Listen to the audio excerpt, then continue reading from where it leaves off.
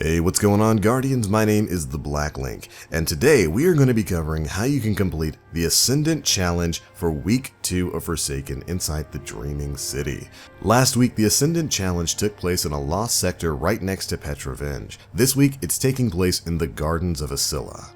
And for the most part, it's not too bad. I think it's actually easier than last week's challenge. Now, as usual, before you start these things off, make sure you visit Petra and pick up the weekly bounty for the Ascendant challenge. You're going to want to make sure you get this done, so you don't have to run it twice, unless you really just want to. So, once you've picked that bounty up, you're ready to rock and roll. Of course, for these Ascendant challenges, you'll also need a Tincture of Queensfoil. These are of course random drops that you can get from any chest within the Dreaming City, and they basically turn you Ascendant for 30 minutes, allowing you to see hidden secrets throughout the Dreaming City. They're required to get into these challenges, so if you don't have a tincture yet, you'll need to get one by just doing activities within the Dreaming City. Or if you've built up enough of the planetary mat, the Barian bows, you can actually buy it from a hidden vendor within the Dreaming City. Costs about 50 to pick up one. But anyways, once you've got your Tincture of Queensfoil, you're ready to rock and roll. Now, since a lot of people are still brand new to the Dreaming City and the endgame in Destiny 2, I'll show you exactly how you can get to the Gardens of Esila from Petra. Just follow the path that we're taking here, and you'll reach the gardens in no time.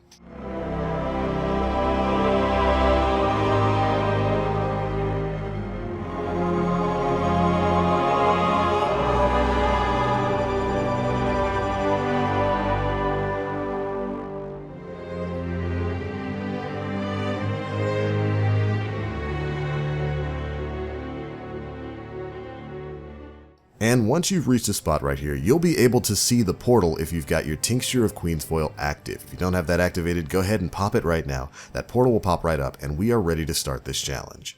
Now, this Ascendant realm is going to be very similar to the previous one.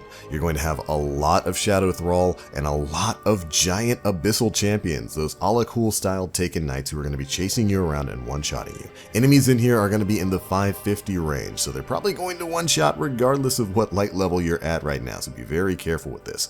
But the challenge in here is actually rather simple. When you come in, you'll see 3 orbs floating in different spots of the map. Your job is to grab those orbs, work your way back to the middle of the map, and slam dunk them home. Once you've slam dunked all 3 orbs, a well of light will spawn in the middle and you will be granted infinite super. Basically just like the story missions where you get your class abilities, just step into the light, you'll get your super back, and your job is then to kill all of the abyssal champions.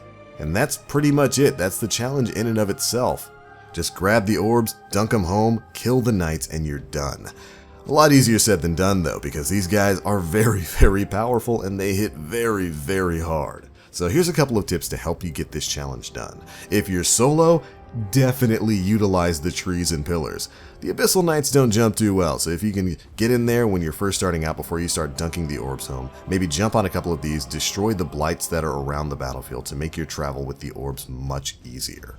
Hopping on top of the trees in mid also makes it really easy to deal with the taken phalanxes that'll spawn whenever you bring an orb towards mid.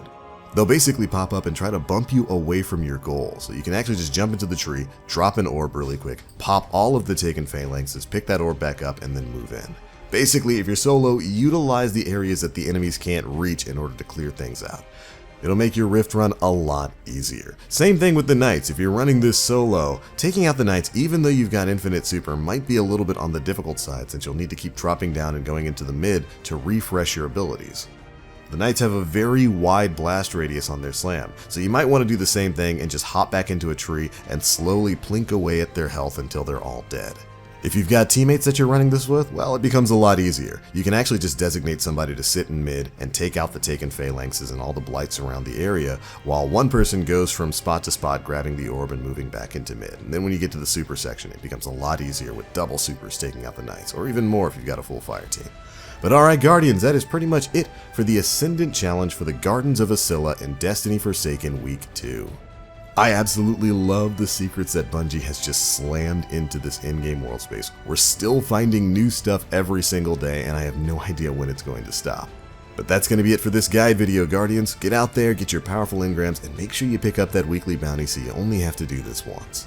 Oh, before I go, it's also worth noting that there is a lore bit that you can scan and pick up within the Ascendant realm. It's like some bones or something that's sitting underneath a bridge. I wasn't able to find it in this, but I have gotten confirmation from other people who've run this Ascendant challenge. So if you're trying to get all the lore pieces in the game, there is definitely one here within this Ascendant realm, and there was one in the Lost Sector Ascendant realm last week as well. That one was sitting on top of one of the statues.